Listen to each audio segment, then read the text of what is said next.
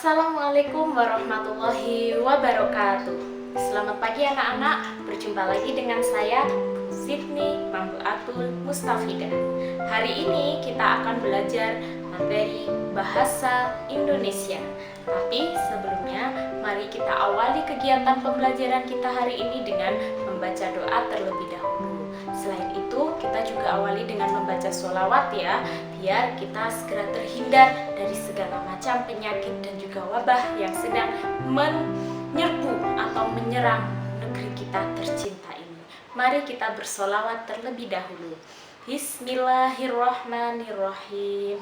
Allahumma sholli sholatan kamilatan wa sallim salaman taman ala sayyidina Muhammadin illahi tanhalu bihil uqadu wa tanfariju bihil qurabu wa tuqadha bihil hawaiju wa tunalu bihil rawaibu wa husnul khatimi wa yustasqal ghamamu biwajhil karim wa ala alihi wa sahbihi fi kulli lamhatin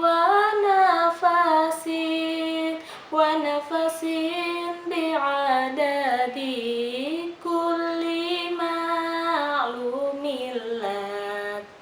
kita lanjutkan ke sholawati bil qulub ya, biar segera dihilangkan corona dari negeri kita ini.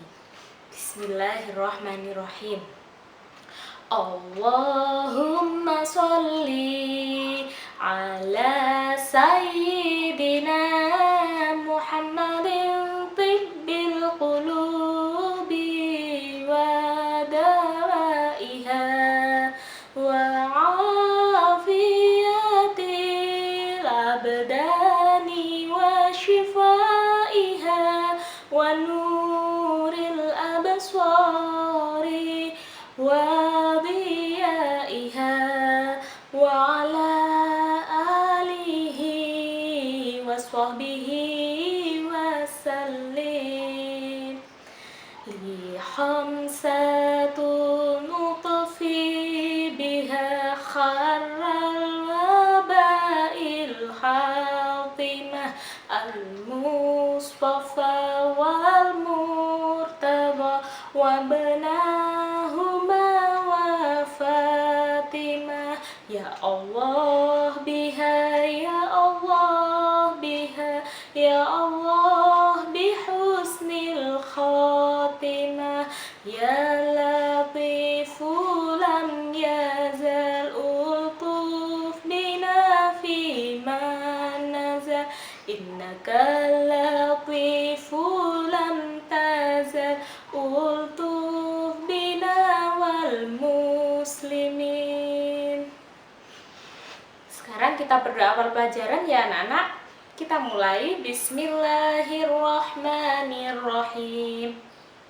Allahumma aftah qulubana futuhal arifin wa nawwir qulubana bihidayatil yaqin Rabbana zidna ilman nafi'a warzuqna fahman wasi'a Allahumma yassir lana wa la tu'assir alaina Rabbana tammim bil khair wa sallallahu ala sayyidina Muhammadin wa ala alihi wa sahbihi wa sallam walhamdulillahi rabbil alamin. Al-Fatihah.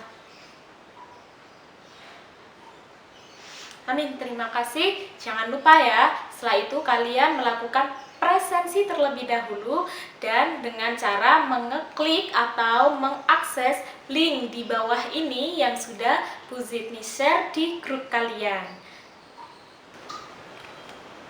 Ya anak-anak, sekarang kita akan membahas tentang teks anekdot. Tahukah kalian apa yang dimaksud dengan teks anekdot? Betul sekali.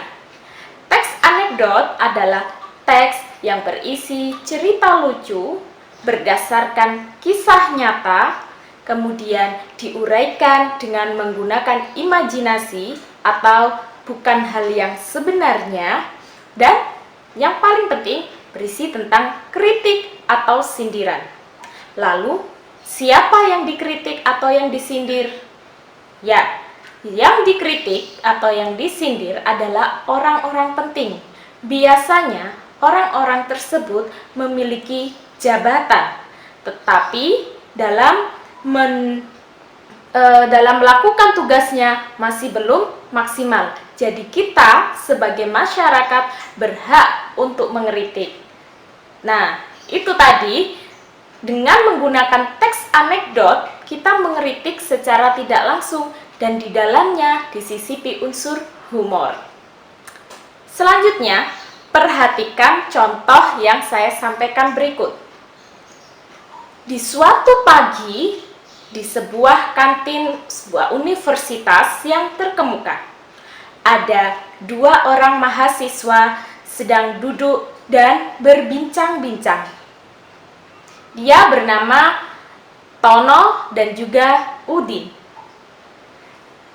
Tono berkata, "Oh, hai Din, kamu tahu nggak kenapa dosen kita itu kalau mengajar tidak pernah berdiri? Dia selalu duduk." Kemudian si Udin menjawab, "Halah Tonton, gitu aja, masa kamu perhatikan?" Loh, ya jelaslah, kan kita ini sebagai murid juga memperhatikan guru. Nah, yang jadi perhatian saya, kenapa Pak dosen itu tidak mau berdiri? Si Udin menjawab, "Ya tentulah, Pak dosen kita itu tidak mau berdiri. Kan beliau juga seorang pejabat. Jadi, kalau beliau berdiri, ya takut kursinya diambil orang lah." Nah, itu tadi salah satu contoh teks anekdot. Teman-teman bisa membuka beberapa contoh yang ada di kitab kalian. Nah, saya jelaskan ya. Dari satu cuplikan teks tersebut ada unsur lucu. Yang pertama yaitu si Tono menanyakan mengapa Pak dosen tidak mau berdiri ketika mengajar. Hal itu merupakan hal lucu bagi Udin. Kenapa gitu saja harus diperhatikan? Satu. Kemudian unsur kritik. Nah, unsur kritik di sini disampaikan oleh Udin yang mengatakan bahwa Pak dosen tidak mau berdiri karena takut jabatannya diambil orang. Yang di sini digambarkan dalam hal kursi. Jadi Pak dosen tidak mau berdiri karena takut kursinya diambil orang. Nah, di dalam teks anekdot ada makna yang perlu kita pelajari. Dan makna ini bisa tersampaikan melalui dua bentuk, yakni makna tersurat dan makna yang tersirat. Makna tersurat bisa kita lihat secara langsung dan gamblang di dalam teks anekdot. Mulai dari pilihan katanya, dilihat dari strukturnya, dan juga dilihat dari dialog para tokohnya. Sedangkan yang kedua, makna tersirat bisa kita lihat ketika kita sudah membaca keseluruhan teks dan kita mengambil kesimpulan sendiri. Dan makna tersirat tidak tertulis secara langsung atau secara gamblang di dalam teks. Nah, adik-adik, sampai di sini. Jika ada yang perlu kalian tanyakan, dicatat ya, nanti baru ditanyakan ke Bu Zidni di forum Classroom. Sekarang Bu Zidni lanjutkan untuk membahas struktur teks anekdot. Teks anekdot memiliki 5 struktur. Yang pertama ada abstrak, orientasi, krisis, reaksi, dan koda. Saya jelaskan satu persatu ya.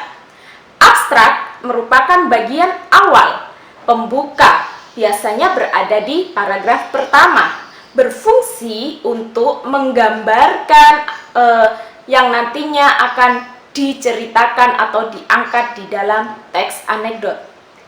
Yang kedua adalah orientasi. Biasanya ada setelah abstrak, ada di baris berikutnya ya. Orientasi berisi bagian awal kejadian. Jadi sebelum adanya krisis baru dimunculkan orientasi terlebih dahulu. Yang ketiga adalah krisis. Krisis adalah mengangkat masalah atau masalah yang akan kita bahas di dalamnya. Yang keempat ada reaksi, yaitu reaksi para tokoh untuk menanggapi masalah tersebut. Yang ketiga adalah koda, yaitu penutup atau kesimpulan dari teks anekdot tersebut. Nah, dari situ kita tidak harus mencukupi semua struktur. Minimal teks anekdot ada pendahuluan atau orientasi, isi atau krisis, dan yang terakhir ada penutup atau koda. Nah, terima kasih ya kalian sudah mau mendengarkan penjelasan tentang teks anekdot dari Bu Zidni. Selanjutnya silakan untuk memperdalam materi kita hari ini, silakan dibuka materi yang ada di kitab kalian masing-masing. Itu saja ya, demikian materi yang bisa saya sampaikan hari ini. Semoga minggu depan kita bisa bertemu lagi dan membahas lebih dalam tentang teks anekdot. Sebelumnya saya juga akan menyampaikan bahwa teks anekdot ini bisa kalian gunakan untuk menyampaikan aspirasi kalian dalam hal mengkritik secara santun.